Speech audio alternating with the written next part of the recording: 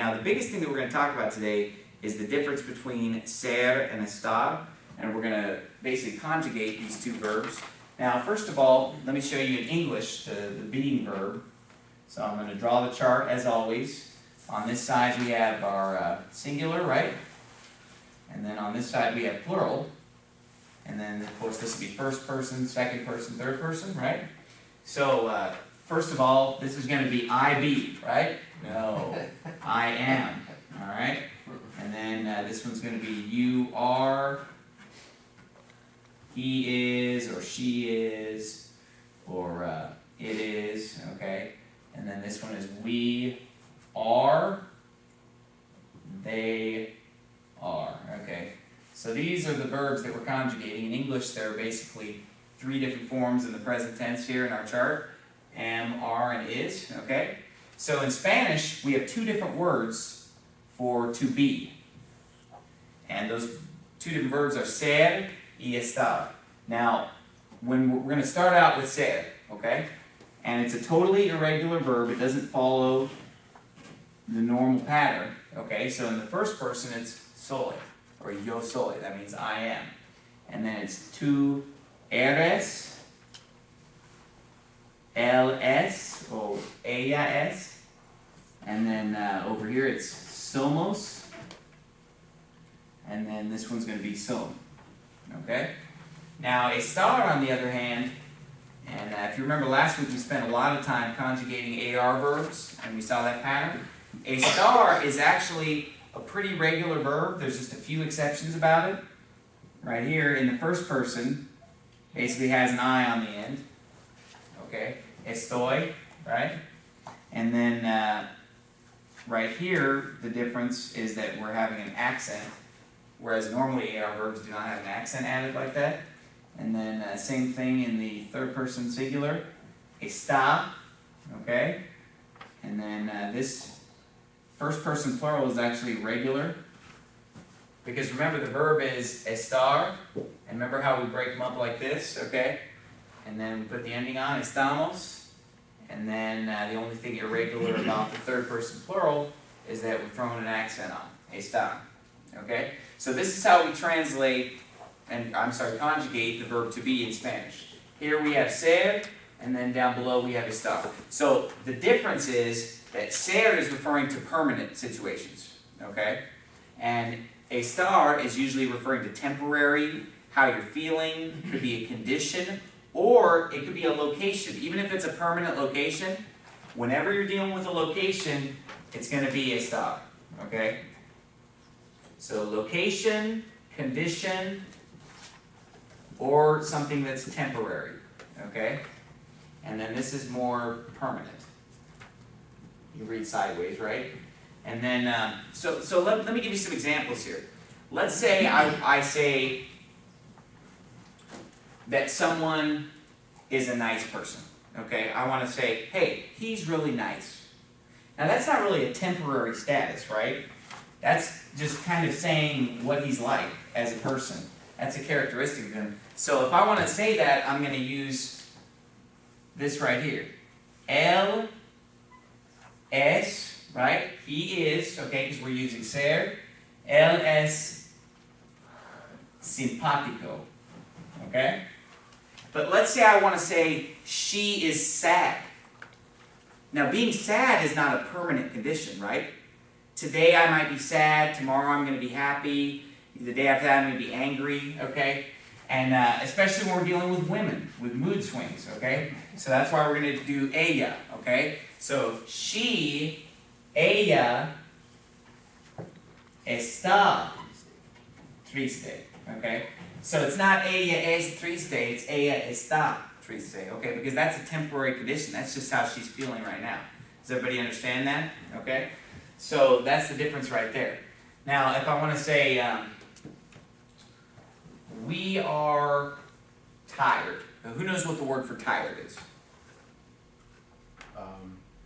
Cansado. Right? Okay. Okay? Believe me? Yeah. So let's say I want to say we are tired. Am I going to use estar or am I going to use ser to say we are tired? Estar, right? Because that's temporary. So how would I say it? What's going to be the first word of the sentence? Estamos, right? So I'm going to write down estamos, okay? And then the word for tired is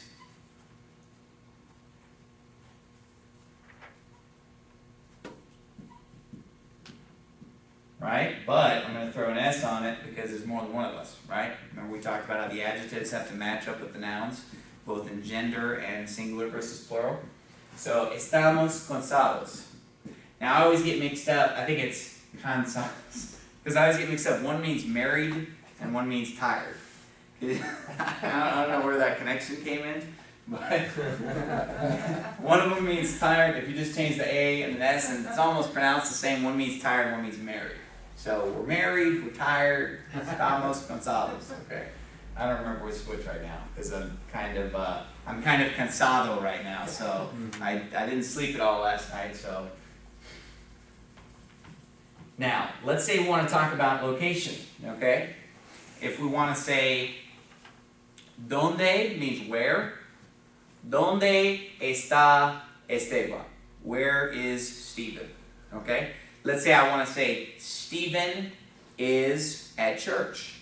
Okay? That's just a temporary location, right? He's just over there. So then we'll put this. Esteban is going to be, what's the verb going to be? Esteban está en la iglesia. He's in the church. Right? You got that? Now, there's another. Now let's do a quick review on the AR verbs, okay? Let's go ahead and conjugate one of the AR verbs from last week. Somebody throw one at me. Which one you want to do? Hablar, okay? So we're gonna do the stem, right? Because when we take the verb hablar, we're going to break it up into the stem and the ending, right? Here's our stem, and then we're going to throw these endings on, right? Hablo, what's this one going to be? Hablas. Habla. Hablamos. I'm just underlining the ending for you. And then habla. Okay? Now, you can see the pattern right here, right? Mm-hmm. Because here we have the amos ending, same thing, right? Here we have the same endings, the as, an. The only thing is we picked up an accent mark, right? Here we pretty much have the same thing, except we just picked up a Y on the end, which is pretty common, okay? And then, do you remember how to conjugate the verb ir? That was an irregular verb that we started with, but it follows a similar pattern to the AR verbs. So for that one, what's the first person singular? Boy. Boy. And remember the V is pronounced a little more like our B in English. And then that's going to be boy, and then the rest of them follow pretty closely the pattern. Vas, va, vamos, and van. Right? Okay, so let's say I want to say he is a pastor. Okay, am I going to use ser or am I going to use estar to express that? Ser, right? Because that's what I always am, okay? But if I wanted to say he is happy, which one am I going to use? Estar, because that's a temporary condition, right? Okay, now I'm going to show you something, and I want, because we're kind of finishing up with the first person, or I'm sorry, not first person, the present tense verbs, and next week we're going to do the ER and the IR verbs. And then we're going to kind of be wrapping up with present tense. But I want to make sure that you understand the present tense in Spanish. So here's what I want you to see. This word right here, okay, hablo. What does it mean? I speak, okay? Now, it can actually mean three different things in English because English is a very expressive language. It's one of the most expressive languages in the world. In fact, English has the largest vocabulary in the world with 1 million words. Now, this not only means I speak, but it also means I am speaking. Okay? And it can also mean I do speak. Okay? So, this one word in Spanish can translate 3 different ways. So if you want to say, I'm speaking Spanish, you can say, hablo español. If you want to say, I do speak Spanish, hablo español. I speak Spanish, hablo español. You say it the same way for all these, okay? Now, there is one other way to say this right here. I am speaking, okay? But it's not really used nearly as commonly as we use it in English. We use this phrase all the time. I am speaking, I'm running. We use that helping verb a lot. Now in Spanish, they do that with the helping verb, but they don't do it as often. And what I want you to realize today is that when they do that, they use estar and not ser, okay? Because again, it's a temporary thing. So, for example, if I want to say I am speaking in Spanish, I'm going to say hablo 9 times out of 10, okay? But sometimes they will use this form right here, okay? Estoy hablando. Okay? Who's familiar with that? Put up your hand. Okay? So, how do we form this format right here? And you're going to hear other people say this. I don't really use this when I'm speaking Spanish. I pretty much just use the regular term. But you're going to hear people say it, and so this way you'll be ready for it and you'll understand it. Okay? Here's how you form this. You basically just have your stem, and then you have this ending ando. You're not going to conjugate this verb. You're going to conjugate this one. Okay? So this means what? I am speaking. So if I want to say he is speaking, I could say él está, and then what's the next word going to be? Hablando. Same thing.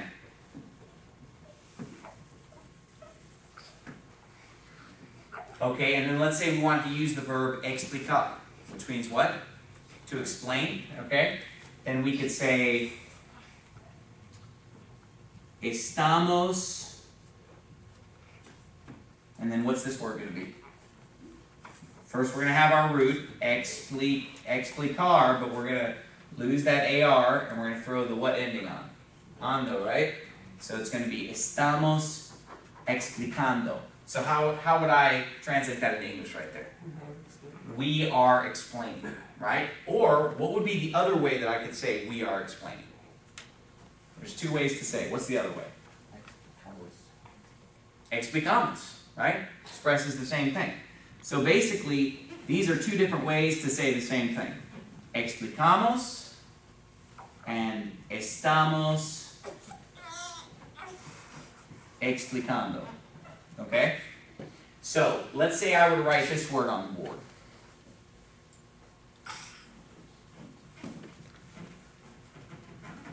Mostramos, right? What does that mean? We show, right? Because it's conjugated, so it means we show, okay? Now, what else can it mean besides we show? We are showing, or it can mean we do show, okay? So we have 3 tenses in English. How many present tense do they have? Basically 2, okay? But one of them is not used very often. The one where you use estar as a helping verb, okay? And when I say helping verb, we're talking about this verb right here, okay? Because if you think about it in English, it's the same thing. You say, I am speaking, and then you would say, you are, and then this doesn't change. It's still speaking, right? So basically, the word speaking in Spanish, in this sense, would be hablando. And then I would just conjugate this part accordingly, just like we do in English. So if I want to say he is speaking, I would say él está hablando. Right? Does that make sense? Does anybody have a question about that? But again, it's the same pattern of just throwing an ending on the stem. So we could take any other AR verb. What are some of the other? I'm going to pull out the list of the AR verbs that we learned last week. Let's say we want to use the verb llamar. Llamar means to call. Okay. Él está llamando. What's that mean? He is calling, right? And then let's say we wanted to do pagar. Hey, who's paying? Okay, we could say, okay, ella paga. Means she's paying, right? Now, let me explain to you the difference between these two things right here, okay? Because remember how I said we use this form a lot more often than they do in Spanish? Let me explain to you why right now, okay? See these two sentences right here? Ella paga y ella está pagando. Okay, now if I were to say, hey, who is paying for this meal? She's paying for the meal. That's the form I would use. But if I said, like, where is she? Oh, she's paying. That would mean like she's doing it right now. Do you understand what I'm saying? Like if I said, oh yeah, he's going to, we would say this, like, he's going to ASU. It doesn't mean that he's on his way there right now in English. It could either mean he's on his way right now, or it could mean he just goes there this semester. Do you understand? Whereas in Spanish, they would differentiate between that. If they were saying, hey, he goes to ASU, it would be more this form versus like, hey, he's on his way there right now. Okay? Do you understand the difference? This is something that's going on right now, and this is more of a generalized term. That's why I said this is used a lot less commonly than in English, because in English it can be basically express two different things, whereas in Spanish it's differentiated between those two different present tenses. So does anybody have any questions about that? Let's do one more example just so that you can see that difference. Let me pull out my list here. Okay. Let's say the verb lavar. What does it mean, lavar? Wash. To wash, right? Okay. So let's say I want to just write the word on the board, to wash. What am I going to write? To wash. Just lavar, right? Okay? Now, let's say I want to say, I am washing.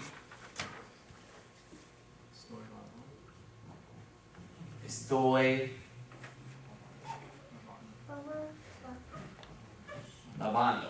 Okay? Or I could say what? Lavo. Okay? So, a lot of times this is kind of a reflexive. I keep thinking of all these sentences, but it's all with the reflexive, so I'm not going to do that today. It's too complicated. But, and then what if I want to just change this sentence right here? Instead of saying I'm washing, what if I want to change this to say we are washing? What needs to change? Is this going to change or is this going to change? The first word's going to change, and what's it going to change to? What's this going to become? We are washing. Estamos lavando, right? So basically, at the end of today, we want to be sure, because we've done this for like 3 weeks, we want to pretty much know, this is the goal. This is where you should be at right now. You should know how to conjugate AR verbs. You should know how to conjugate the verb to go and both forms of to be, and you should be able to understand that part about estamos llamando, or whatever the case may be. Él está hablando. Okay, you got that? Now,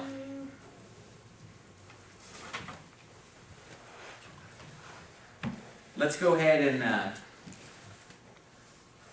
get my list here. Let's go ahead and go through our vocabulary list real quick, and then we're going to sing our song one more time, and then we'll be done. So the vocabulary list, the first word on the list, de nada. So if somebody says to you, gracias, what's your answer? De nada. Okay? Lo siento. That's if you do something wrong, you say, lo siento. And then when you're leaving, you say, adios. Those three are idioms. What's an idiom? Something that does not translate directly the same from language to language. It's unique to that language, that expression, okay? Todo means what? All. Remember last week's verse? Para que todo aquel que en él creere. And then la fe is faith. La casa, house. El hijo, son. How do you say daughter? La hija. You don't pronounce the H though, just la hija. And then la mujer, el hombre, el alma. Now, what if I want to say I am a man? Is this going to be ser or estar? Ser. Okay, these days it can be temporary, there's a bunch of freaks out there, but it's supposed to be permanent. Now, here's another thing about Spanish though. Let's say I want to say I'm a man. You leave out the A though. You just say this. Soy hombre. Okay? What if you wanted to say, I am the man? Like I'm the I'm man. the man. Then it's gonna be, hey, that's a good question. Soy el hombre. Okay.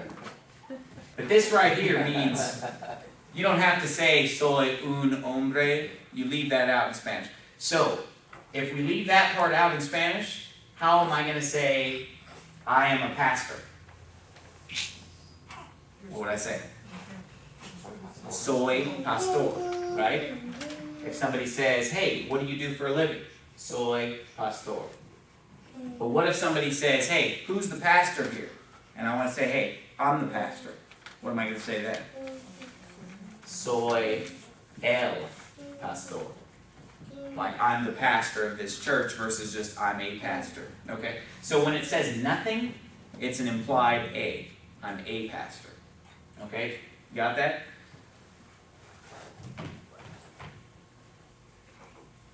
So let's go ahead and give this song another shot. Should we just skip that first verse? That first verse was rough. Let's just start with the second verse, alright? And then that'll kind of warm us up for verses 3 and 4. So let's sing it out on that second verse. El malhechor se convirtió clavado en una cruz. Él vio la fuente y se lavó, creyendo en Jesús, creyendo en Jesús, creyendo en Jesús. Él vio la fuente, se lavó, creyendo en Jesús. Let's sing the third verse.